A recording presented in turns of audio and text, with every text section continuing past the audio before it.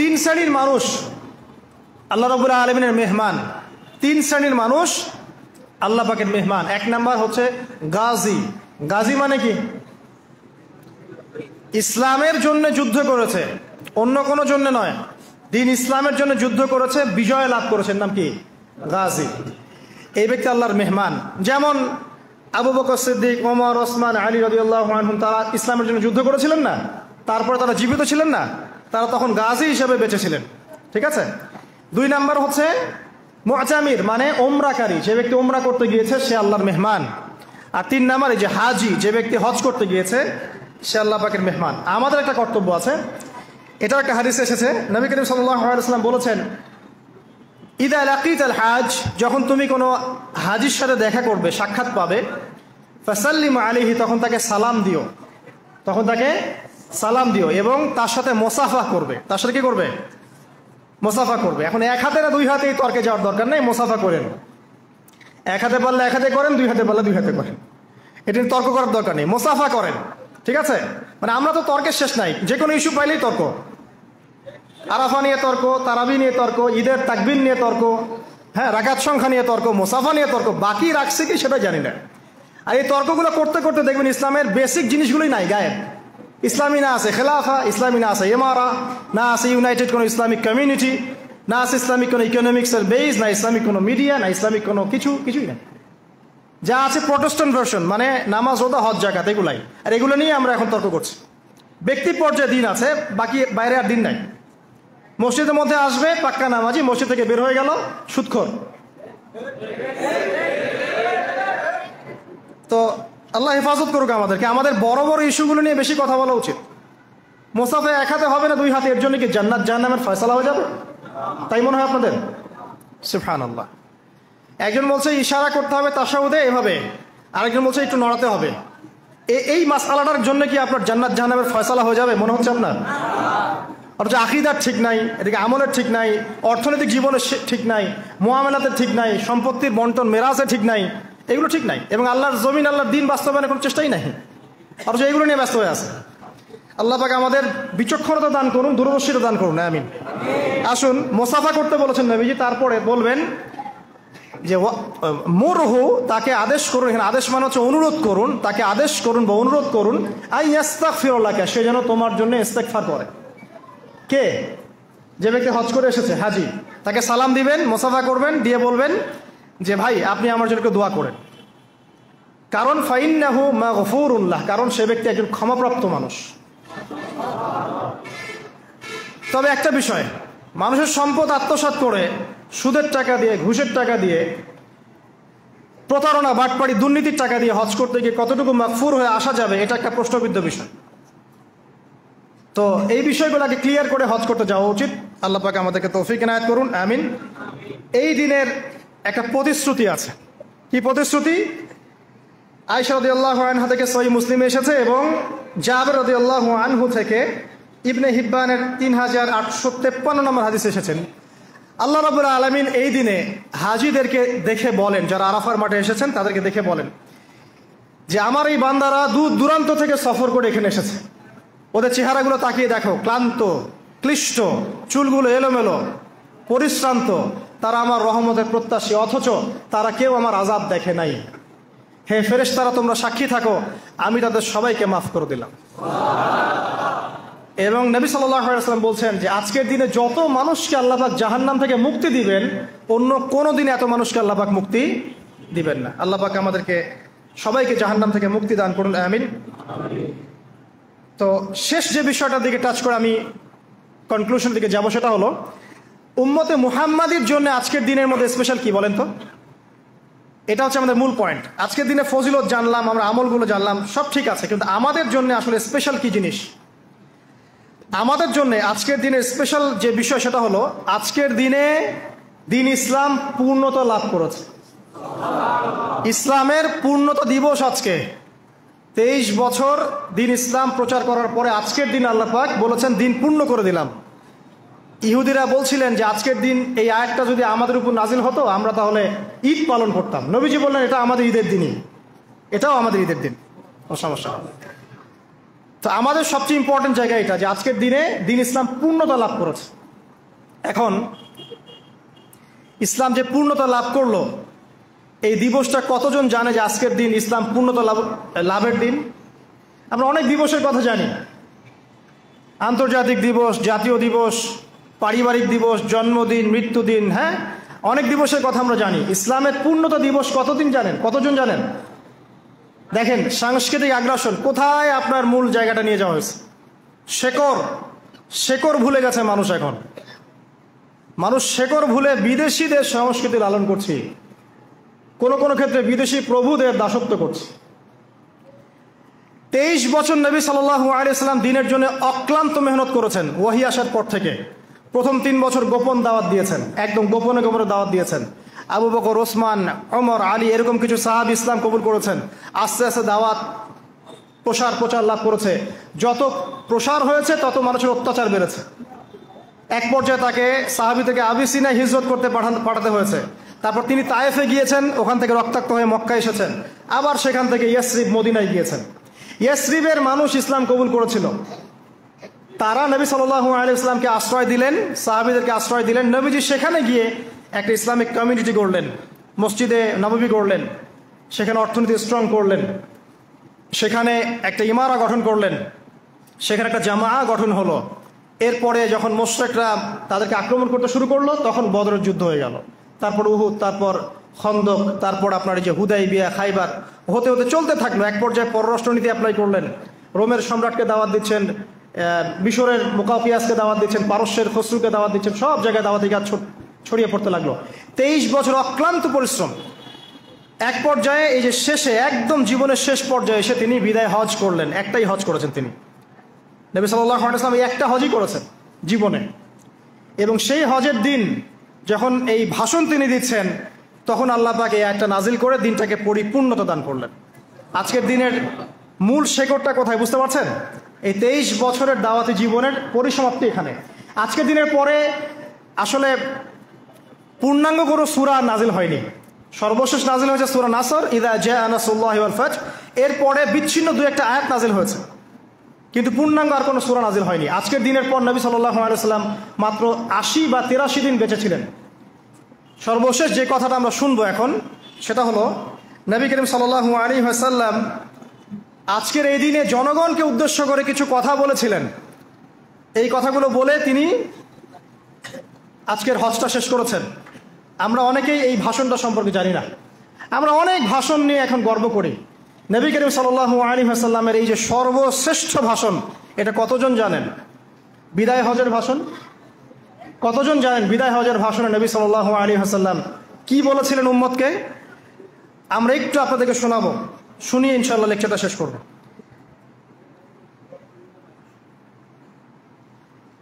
নবী করিম সাল্লাল্লাহু আলাইহি ওয়াসাল্লাম আজকের এই দিনে 31টা বিষয়ে উম্মতকে নির্দেশ দিয়েছেন। 31টা বিষয়, সবগুলো বলার সময় পাওয়া যাবে না, আমি কয়েকটা কথা বলছি। খুব ভালো হতো যদি আমি অ্যারাবিকটা বলার পরে বাংলাটা বলার সময় পেতাম। আমার হাতে 5 মিনিট সময় আছে এখন, কারণ অ্যারাবিকটার যে ভাব গাম্ভীর্যটা বাংলা আসলে আসবে না। তারপরে আমি চেষ্টা করছি। নবী করিম সাল্লাল্লাহু আলাইহি ওয়াসাল্লাম সবার সামনে দাঁড়িয়ে দীর্ঘ 23 বছর অক্লান্ত পরিশ্রম করে দাওয়াতি মিশন কমপ্লিট করার পরে সবাইকে সমবেত করে একটা হজ করলেন। হজ করার পরে তিনি গুরুগম্ভীর কণ্ঠে বলছেন, হৃদয়ের সমস্ত আবেগ বের করে দিয়ে বলছেন, হে জনগণ, আইয়ুহান নাস, হে জনগণ, আমি জানি না আজকের পর তোমাদের সাথে আমি কখনো মিলিত হতে পারবো কিনা। একটু চিন্তা করেন, সাহাবীরা সামনে দাঁড়িয়ে আছেন, নবীজি দাঁড়িয়ে এই কথাটা বলছেন, হে জনগণ, আমি জানি না আজকের পরে আমি তোমাদের সাথে মিলিত হতে পারবো কিনা। অতএব যে ব্যক্তি আজকে আমার এই কথাগুলোকে স্মরণ রাখবে, সে যেন অন্যের কাছে এই কথাগুলো পৌঁছে দেয়। হতে পারে যার কাছে পৌঁছে দেওয়া হচ্ছে সেই এই কথাগুলোকে বেশি সংরক্ষণ করতে পারবে। আল্লাহ পাক তার প্রতি রহম করুন যে আমার এই কথাগুলোকে অন্যের কাছে পৌঁছে দিবে। নবীজির ভাষণ। এরপর নবীজি বলছেন, জেনে রাখো, নিশ্চয়ই তোমাদের পরস্পরের, মুসলিমদের পরস্পরের সম্পদ, পরস্পরের রক্ত, পরস্পরের এই যে জান, মাল, ইজ্জত, এগুলো একে অপরের জন্য হারাম। মুসলিমদের পরস্পরের রক্ত, পরস্পরের ইজ্জত, সম্মান একে অপরের জন্য হারাম। এর হানি করা একে অপরের জন্য হারাম। ঠিক যেমন আজকের এই দিন হারাম, এই শহর হারাম, এই মাসও হারাম। নবী করিম সাল্লাল্লাহু আলাইহি ওয়াসাল্লাম বলছিলেন, জেনে রাখো তিনটা বিষয়ে যেন তোমাদের অন্তর কখনো খেয়ানত না করে। তিনটা বিষয়ে তোমাদের অন্তর যেন কখনো খেয়ানত না করে। এক, তোমরা যে কাজটাই করবা শুধু আল্লাহ পাকের সন্তুষ্টির জন্য করবে। তোমরা যে কাজই করবে শুধু আল্লাহর সন্তুষ্টির জন্য করবে। তোমাদের শাসক বর্গের কল্যাণ কামনা করবে। তোমাদের শাসক বর্গের কল্যাণ কামনা করবে। 3 নাম্বার, মুসলিমদের জামাতকে আঁকড়ে ধরে রাখবে। মুসলিমদের ইউনাইটেড কমিউনিটিকে আঁকড়ে ধরে থাকবে। এই তিনটা বিষয় পালনের ক্ষেত্রে তোমাদের অন্তর যেন খেয়ানত না করে। এদিন সূর্য ঢলে যাওয়ার পরে নবী সাল্লাল্লাহু আলাইহি ওয়াসাল্লাম আরো বললেন, শুনে রাখো হে মানব জাতি, এটা ভালো করে শোনেন, শুনে রাখো হে মানব জাতি, নিশ্চয়ই আমি মুহাম্মদ সাল্লাল্লাহু আলাইহি ওয়াসাল্লাম জাহেলি যুগের যত কুপ্রথা আছে সমস্ত কুপ্রথাকে আমার পায়ের তলে পিষ্ট করে গেলাম। জাহেলি যুগে কি ছিল ভাই? শিরিক ছিল, সুদ ছিল, মাদক ছিল, নারীর অবমাননা ছিল, কন্যা সন্তানকে দাফন করা হতো, রক্তক্ষয়ী, হানাহানি, মারামারি, কাটাকাটি ছিল। এগুলো সব কিছুকে আমি আমার পায়ের তলে দাফন করে গেলাম। এটা কি দাফন হয়েছে? তিনি বলছেন, নিশ্চয়ই আমি জাহেলি যুগের সুদকে আমার পায়ে তলে পিষ্ট করে যাচ্ছি। সর্বপ্রথম যার সুদ আমি পিষ্ট করছি তিনি হচ্ছেন আব্বাস ইবনে আব্দুল মুত্তালিব, আমার চাচার সুদ। নিজের পরিবার থেকে দৃষ্টান্ত স্থাপন করলেন। তিনি আরো বললেন, হে উপস্থিত জনগণ, তোমরা মেয়েদের ব্যাপারে সতর্ক থাকবে এবং তোমাদের স্ত্রীদের ব্যাপারে সতর্ক থাকবে, তাদের হকের ব্যাপারে সতর্ক থাকবে, কেননা তোমরা তাদেরকে আল্লাহর কালিমার মাধ্যমে হালাল করে নিয়েছো। অতএব তাদের ব্যাপারে তোমরা সতর্ক থাকবে। তোমাদের উপর তাদের হক হচ্ছে তোমরা যা খাবে, যা পরবে, তাদেরকেও তাই খাওয়াবে, তাই পরাবে। আর তাদের উপর তোমাদের হক হচ্ছে যে তারা তোমাদের বিছানায় এমন কাউকে আসতে দিবে না যাদেরকে তোমরা অপছন্দ করো। নবী করিম সাল্লাল্লাহু আলাইহি ওয়াসাল্লাম আরো বলছেন, এই দিন আইয়ুহান নাস, হে মানব জাতি, তারাকতু ফিকুম আমরাইন, জেনে রাখো আমি তোমাদের সামনে মাত্র দুটো বস্তু ছেড়ে গেলাম। কয়টা বস্তু? লান তাদিল্লু মা তামাসসাকতুম বিহিমা, তোমরা কোনোদিন পথভ্রষ্ট হবে না যতদিন এই দুটো বস্তুকে আঁকড়ে ধরে থাকবে। কিতাব আল্লাহ, আল্লাহর কিতাব, ওয়া সুন্নতি নবীহি, এবং তার নবীর সুন্নাহ। তিনি আরো বললেন, আল মুসলিম, জেনে রাখো প্রকৃত মুসলিম সে ব্যক্তি, মান সালিমাল মুসলিমুনা মিন লিসানিহি ওয়া ইয়াদিহি, যে ব্যক্তির হাত এবং জবান থেকে অন্য মুসলিম নিরাপদ থাকে সেই ব্যক্তি হচ্ছে প্রকৃত মুসলিম। আল মুহাজির, আর প্রকৃত মুহাজির সে ব্যক্তি, মান হাজারা মা নাহাল্লাহু আন, আল্লাহ পাক যা নিষেধ করেছেন সেখান থেকে যে দূরে থাকে সেই ব্যক্তি প্রকৃত মুহাজির, মানে হিজরতকারী। তিনি আরো বললেন, মনে রেখো আমি তোমাদের সবার আগে হাউজে কাউসারে চলে যাব, সুবহানাল্লাহ, এবং সেখানে আমি তোমাদের জন্য অপেক্ষা করতে থাকবো।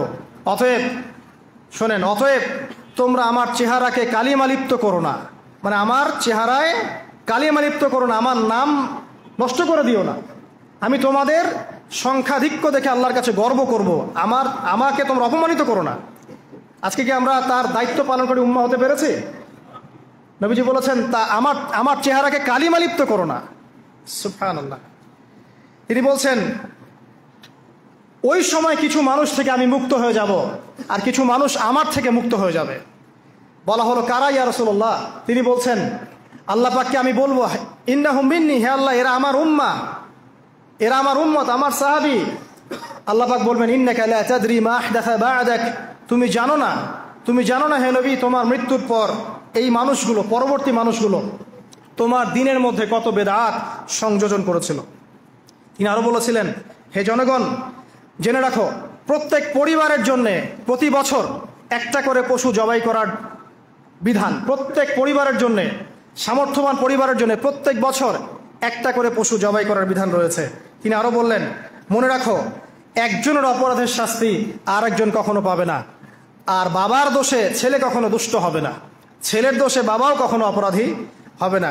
তিনি আরো বললেন, জেনে রাখো হে মানব জাতি, নিশ্চয়ই শয়তান এই বিষয় থেকে নিরাশ হয়ে গেছে যে তোমরা শয়তানের ইবাদত করবে। শয়তান নিরাশ হয়ে গেছে, কিন্তু শয়তান নিরাশ হয়নি একটা বিষয় থেকে, যে তোমরা একে অপরে হানাহানি, কাটাকাটি, ফিতনা, ফাসাদে ব্যস্ত থাকবে, যেমনটা এখন আমরা করছি। আমরা কিন্তু সরাসরি কখনো শয়তানের ইবাদত করছি, কিন্তু মুসলিমরা এখন পরস্পরে হানাহানি, কাটাকাটি, ফাসাদে লিপ্ত আছে। তিনি আরো বললেন যে একজন মুসলিমের জন্য হালাল নয় অন্য মুসলিমের সম্পদ আত্মসাৎ করা, যতক্ষণ না সে স্বেচ্ছায় খুশি মনে তোমাকে সম্পদ প্রদান করে। অতএব তোমরা একে অপরের প্রতি জুলুম করবে না। তিনি আরো বললেন, সাবধান, আমার ইন্তেকালের পরে তোমরা একে অপরের গর্দান উড়িয়ে কাফের হয়ে যেও না। সাবধান, আমার ইন্তেকালের পর তোমরা একে অপরের গর্দান উড়িয়ে কাফের হয়ে যেও না। তিনি আরো বলেছেন, একজন মুসলিম আরেকজন মুসলিমকে গালি দিতে পারে না। যদি একজন মুসলিম আরেকজন মুসলিমকে গালি দেয় এটা হচ্ছে ফাসিকি, এবং একজন মুসলিম যদি আরেকজন মুসলিমের সাথে যুদ্ধ করে এটা হবে এক প্রকার কুফরি। তিনি আরো বলেছেন, হে জনগণ, জেনে রাখো আমার পরে কোনো নবী নেই, আর আমার পরে তোমরা ব্যতীত আর কোনো উম্মত নেই। এর চেয়ে স্পষ্ট কথা হতে পারে? আমার পরে কোনো নবী নেই আর আমার পরে তোমরা ছাড়া কোনো উম্মত নেই। তাহলে আমরা যখন নতুন নতুন নবী বানিয়ে নিচ্ছি, কোনো কোনো ক্ষেত্রে বলছি একজন ব্যক্তি ছিলেন, সে নিজে ঈসাও ছিল, সে মাহদিও ছিল, সে নবীও ছিল, নাউযুবিল্লাহ।